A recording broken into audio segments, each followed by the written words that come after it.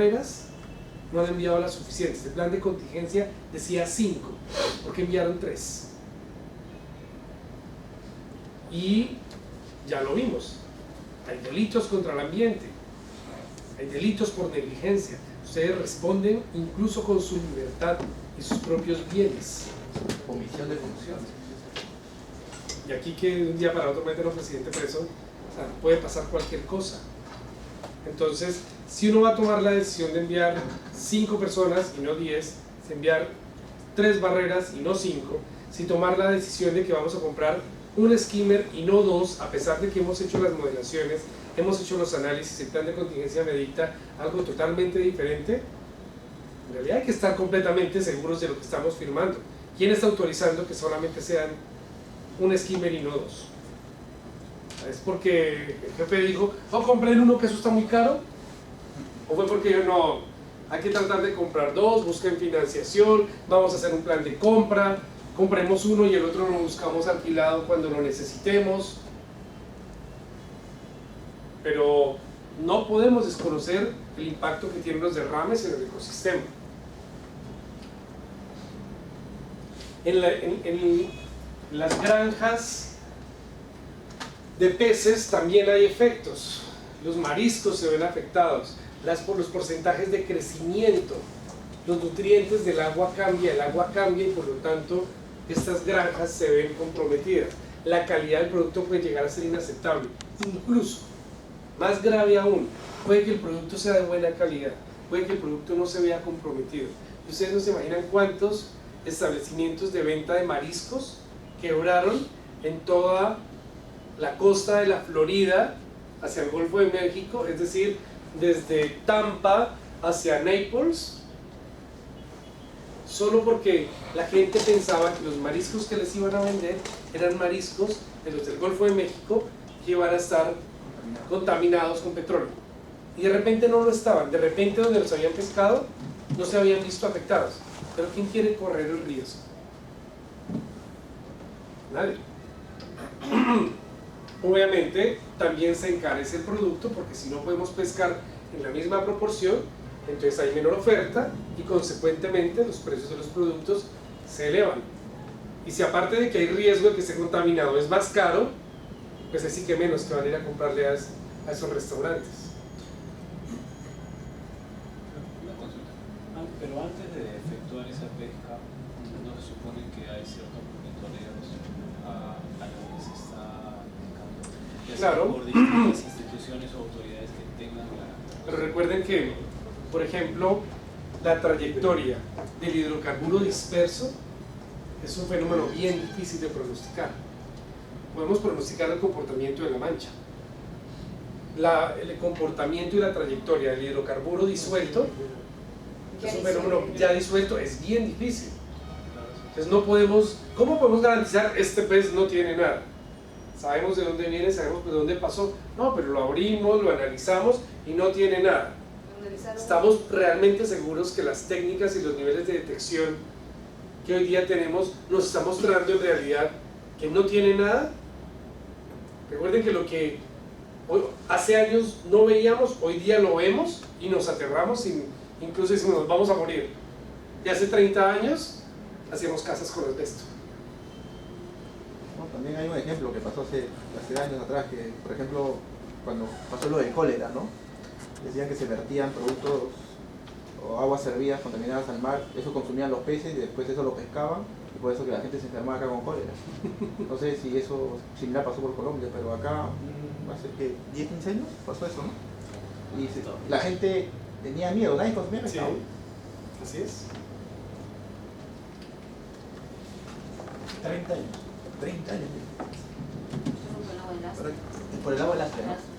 Por supuesto, también hay efectos sobre la vegetación acuática, sobre el fitoplancton, los pastos marinos. Hay otras plantas macrófitas que también se pueden ver afectadas. ¿De qué va a depender mucho esto? De la profundidad, qué tan someras son las aguas, dónde ocurre el derrame, cuál es la trayectoria del derrame. Uno de los ecosistemas más altamente sensibles son los manglares. En realidad, siempre que ustedes vean en algún área la presencia de manglares, son una de las zonas que hay que entrar siempre a proteger. O sea, si la trayectoria del derrame nos muestra que podrían verse comprometidos, hay que destinar recursos listos o incluso desplegarlos para proteger los manglares, porque no solamente el hecho de salvar la especie per se, el problema de los manglares, o lo que entrañan, es que dentro de los ecosistemas de mangle hay toda una fuente de vida para todo el ecosistema. O sea, son lugares de desove, son lugares de anidación, allí crecen las especies antes de que estén listas para comenzar a interactuar con el resto del ecosistema marino. Entonces tienen un nivel de importancia tan alto en el ecosistema que es como ir y tocar la salacuna de la municipalidad, el nido. Entonces en realidad hay que cuidarlos y son muy sensibles, muy sensibles. Son vulnerables. Así es. Aquí en el Perú tenemos ese caso en Tumbes, ¿no? En la frontera con Ecuador. De repente su empresa tiene algo por ahí, porque aparte que también las placas petrolíferas están ahí al frente. Sí, claro. Sí, En tienen realidad ahí. nosotros tenemos presencia en Panamá, Colombia, Ecuador, más arriba en México, en el Caribe, Bolivia, Chile, Perú, Brasil. Y en ese caso hay Quiero ver. alguna cuantificación que podría, digamos, salir de... Hay zonas de mangle. El mangle es tan especial que incluso se vuelve resistente a aguas con altas concentraciones de hidrocarburo y no muere. Pero entra uno a limpiarlo un poquito porque le cayó hidrocarburo en algunas hojitas y muere. Entonces, hay pica, ha generado hoy guías que están específicamente diseñadas para dar lineamientos sobre cómo dar manejo y descontaminación a las zonas de mangle y para cada tipo de ecosistema. Al final se las paso o por correo.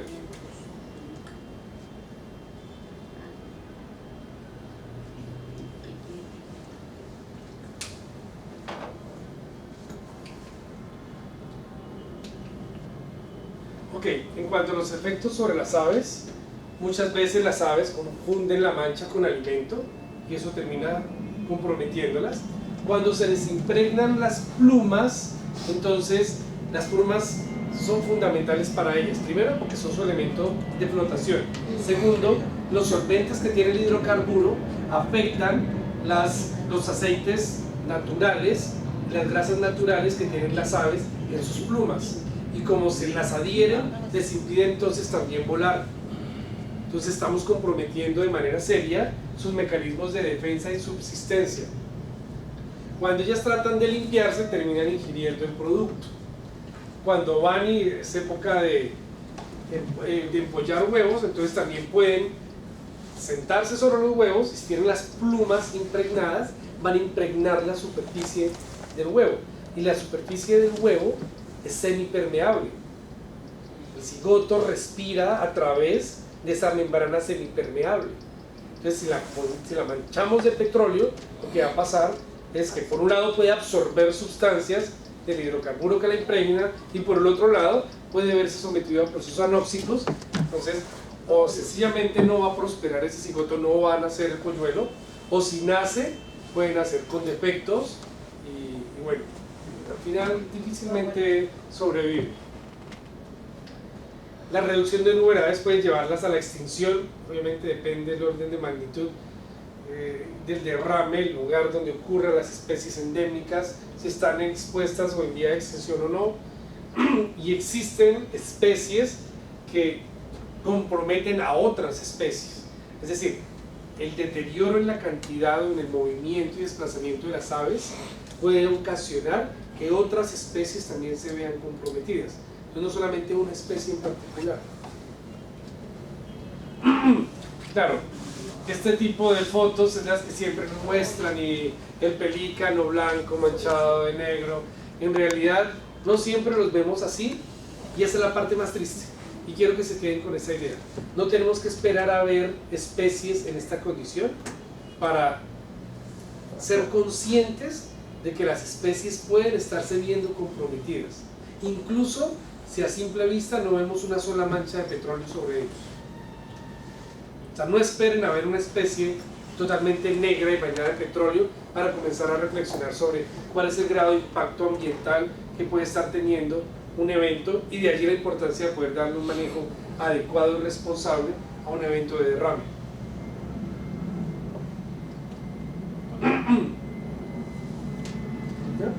¿Preguntas? Sobre los mamíferos que tienen pelo, obviamente ellos tienen más posibilidad de huir.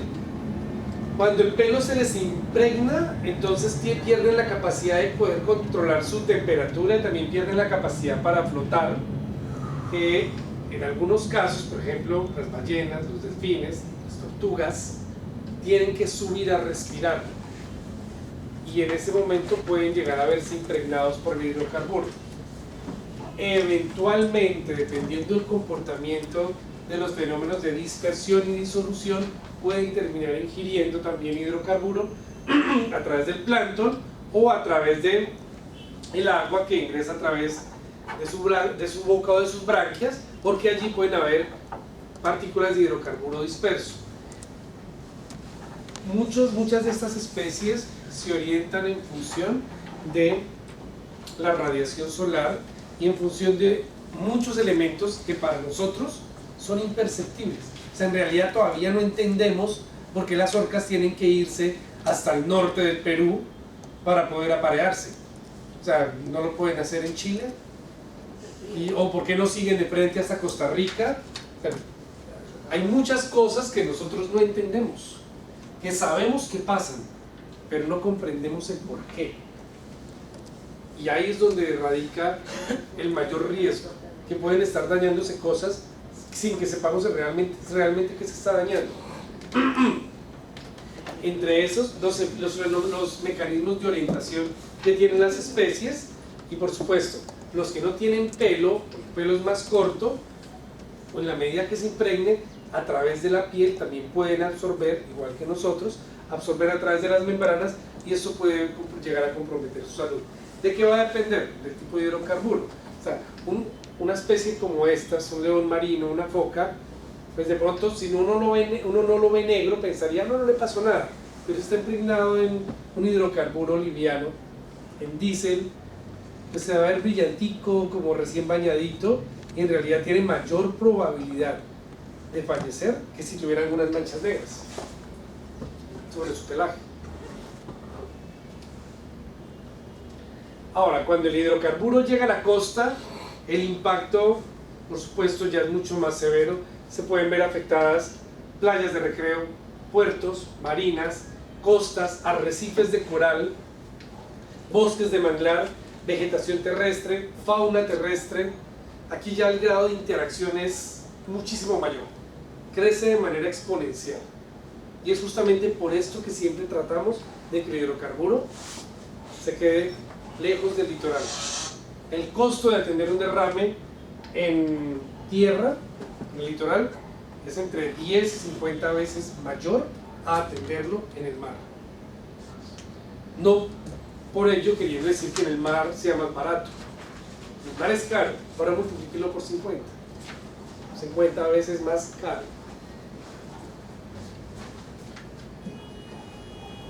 Y cuando estamos hablando en específico sobre los litorales, pues obviamente va a depender del litoral. Tenemos litorales rocosos.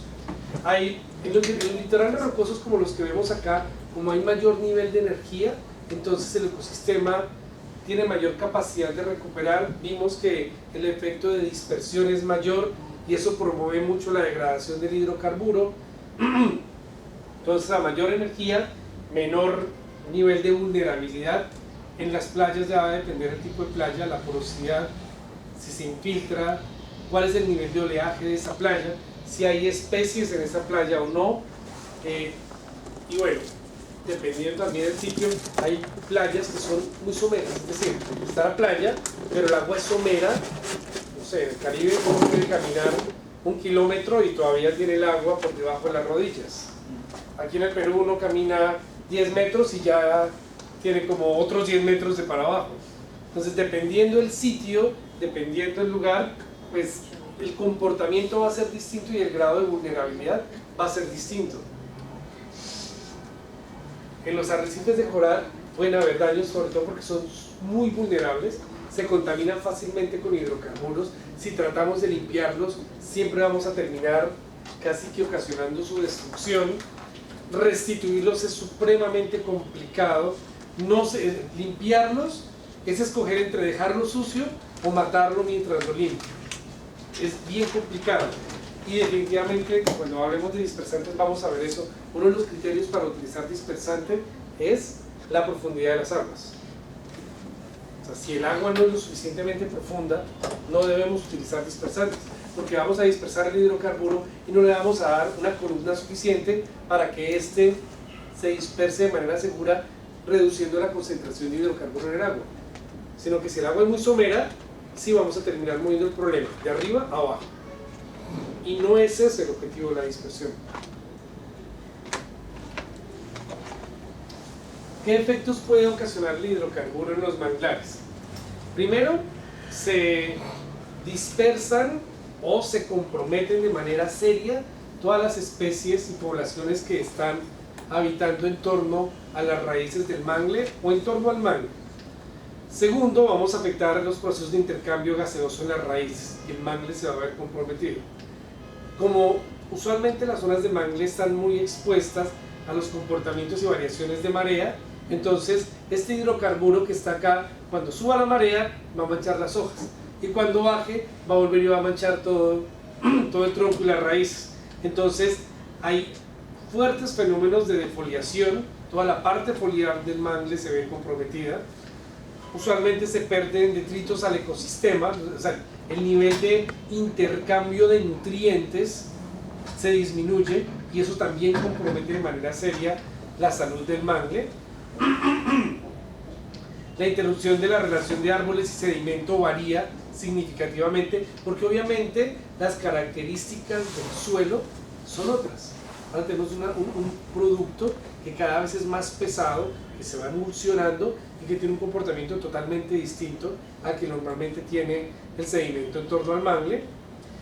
Y aunque el mangle tiene una capacidad de recuperación muy grande, dependiendo cuáles sean las estrategias que implementemos para llevar a cabo su limpieza, podemos salvarlo o podemos comprometerlo hasta su extinción.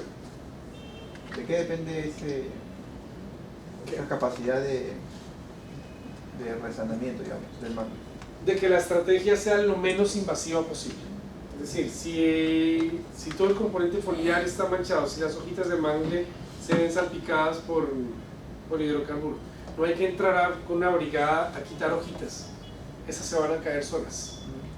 Si vamos a tratar de limpiar todo esto, debemos hacerlo con procesos de inundación a baja presión, para que drenen suavemente. No es meternos aquí en una canoa y con un machete tratando de sacar todo lo negro que haya. Eso se va a ir degradando. O sea, la estrategia es ser lo menos invasivo posible. En la vegetación terrestre los fenómenos son parecidos en torno a la reducción de transpiración de las especies, los niveles de fotosíntesis. Algunos árboles pues, sí, pueden llegar a tener su corteza manchada. Eso no va a significar que los tenemos que cortar. Yo he visto proyectos de operaciones de atención de derrames donde especies de 1,50 m tenían los troncos manchados y la instrucción era poner a alguien con un cuchillo a limpiar y a retirar toda la corteza porque estaba manchada.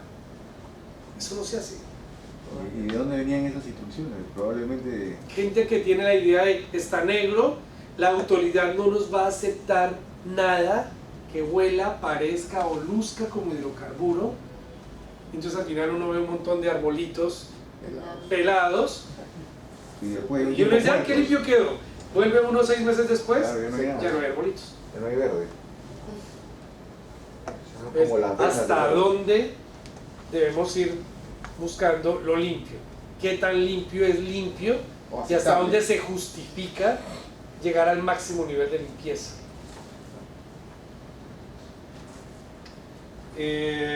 La mortalidad depende del área foliar cubierta, pero eso depende mucho del tamaño de la especie.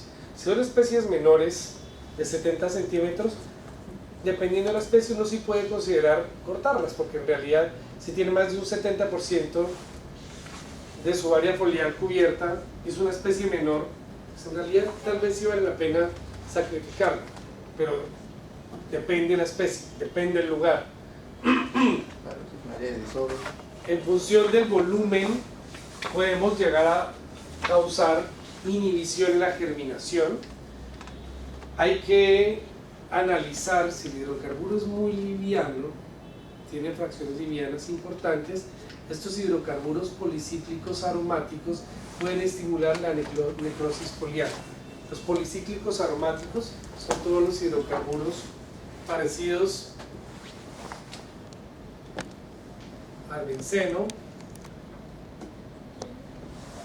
o hay unos de varios ciclos.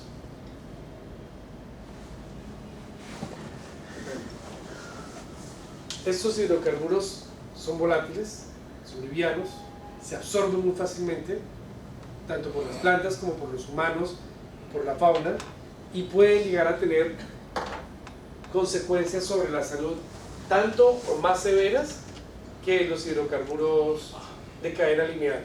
O sea, el que me mancha no me hace tanto daño como este que se absorbe y no lo veo, o que lo respiro.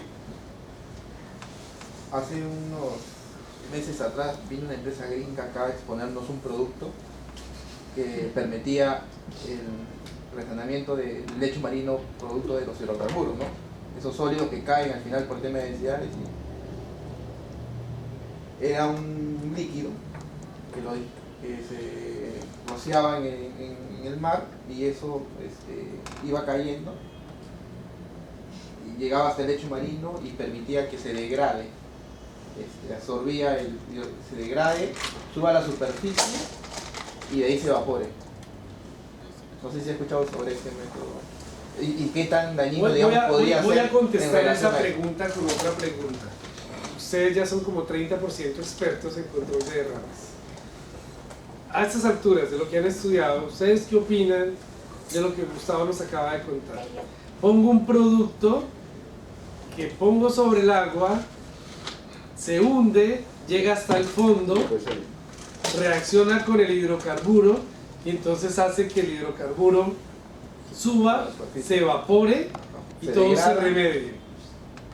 ¿Ustedes qué opinan?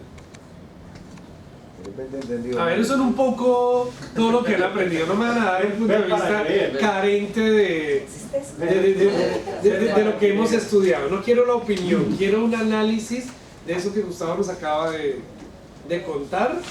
Desde todo lo que acabamos de tomar un curso de 8 horas solo para analizar el comportamiento de los hidrocarburos en el mar y que cómo se comportan las sustancias que caen al mar y cuáles son los fenómenos importantes que ocurren y cómo ocurren. Hagamos una cosa, ustedes cuatro y ustedes 3, 5 minutos, analicen eso que nos acaba de contar Gustavo. Quiero que lo analicen a ver qué pasa, cómo pasa, y quiero que me den su punto de vista. 5 minutos. A ver, un trabajo en grupo ahí. Y así se despiertan de nosotros.